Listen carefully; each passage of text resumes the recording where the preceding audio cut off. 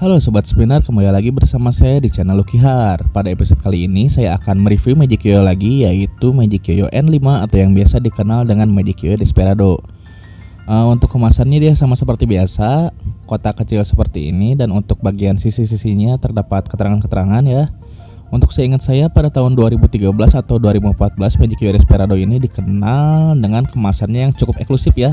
Dapat dilihat dia dulu dikemas secara eksklusif seperti ini. Ya mungkin itu untuk sekarang strategi pemasaran aja agar saat pengiriman tidak terlalu memakan volume juga ya. Oke, mari kita lihat yoyonya.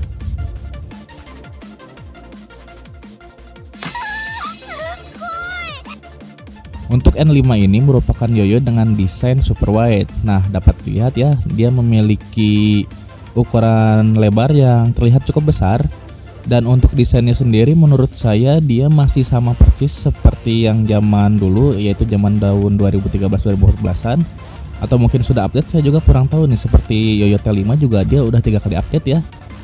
Coba nanti sebentar saya bandingkan dulu dengan yang Note. Oke, dia untuk diameternya hampir mirip-mirip dikit ya, cuman agak sedikit kecil. Dan untuk lebarnya, nah ini dia lebarnya terlihat cukup jauh ya. Untuk bodinya dia bener-bener agak lebar. Kalau tidak salah di deskripsinya bahkan dia bedanya 6 mm nih.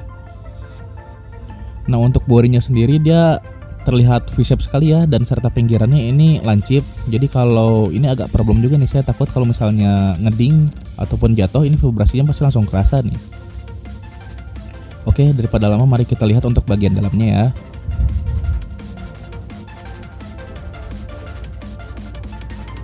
Nah ini dia. Oh ya, ini saya lupa, saya sudah mengganti bearingnya. Ini bukan bearing bawaannya ya. Bearing bawaannya yang dulu sudah berkarat dan agak kurang nyaman dimainkan, makanya saya ganti untuk test drive-nya. Dan untuk bagian dalamnya dia masih sama, respon padnya juga masih sama seperti khas-khas Magic Yoyo.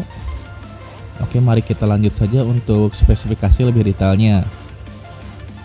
Nah untuk harganya sendiri Magic Yoyo Desperado ini dibanderol dengan harga 126 ribuan, itu di Cina ya sebelinya ya. Dengan spesifikasi untuk diameter dia 51 mm, lebarnya 50,5 mm, beratnya 69,5 gram, dan bahannya dia aluminium 6061. Untuk bearingnya dia yang aslinya dia pakai bearing tipe Type C, tipenya concave, dan untuk responnya dia masih tetap sama pakai silikon pad berwarna kuning.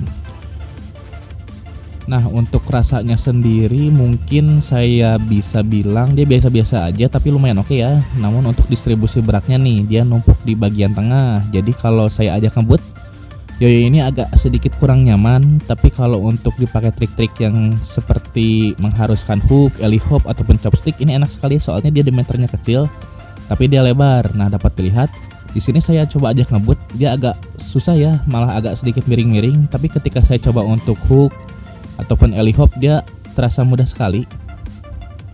Dan untuk finishingnya mungkin dia masih menggunakan cat metalik seperti biasa, jadi untuk dipakai green dia agak kurang ya. Tapi untuk distribusi beratnya karena dia numpuk di tengah serta untuk bagian tengahnya yang agak kecil, yoyo ini mampu untuk menahan gesekan dari tangan saya. Dia padahal ngelem tapi tetap berputar nih. Kalau bahasa dinamonya mungkin saya bisa bilang dia RPM-nya memang kecil tapi torsinya dia cukup kuat nih. Jadi dia mampu untuk menahan gesekan antara yoyo dan tangan saya. Dan untuk slip time-nya sendiri saya dapat hasil yang berbeda-beda di sini. Mungkin ini adalah faktor pengaruh dari power ataupun posisi lempar, tapi balik lagi ya data-data di sini dia hanya untuk slip time saja ya.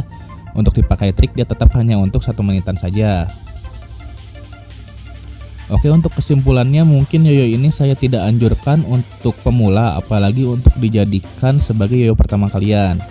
Mungkin ini yoyo cocoknya untuk orang-orang yang sudah lumayan lancar bermain yoyo dan ingin melengkapi yoyonya dengan desain yang unik. Ini menjadi salah satu pilihan. Karena apa? Karena lebar yoyo ini cukup besar dan sisinya sangat lancip. Jadi kalau dimainkan yang masih agak kasar dan masih sering-sering jatuh, yoyo ini akan menjadi vibe secara langsung atau bergetar seketika ya. Jadi mungkin agak kurang nyaman, dan distribusinya sendiri dia agak numpuk di tengah, jadi mudah sekali belok dan kurang stabil. Makanya yoyo ini kurang cocok untuk yoyo pemula.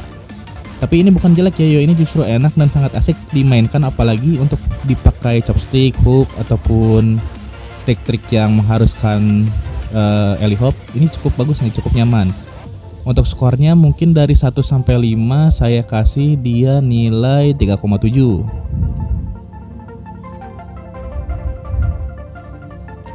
Nah, untuk kalian yang ingin membeli yoyo bagus serta berkualitas, kalian bisa cari nih di beberapa toko yang saya cantumkan di sini.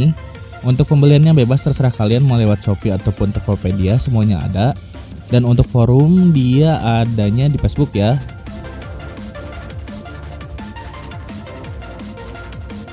Nah oke, untuk kamu yang sudah menonton video ini, saya ucapkan terima kasih dan dukung kami dengan cara subscribe dan share agar kami lebih semangat untuk membuat video-video yang sama persis seperti ini.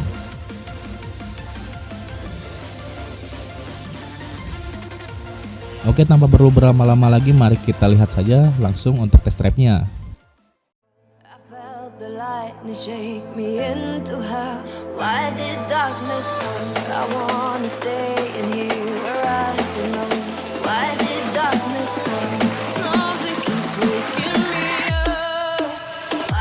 Darkness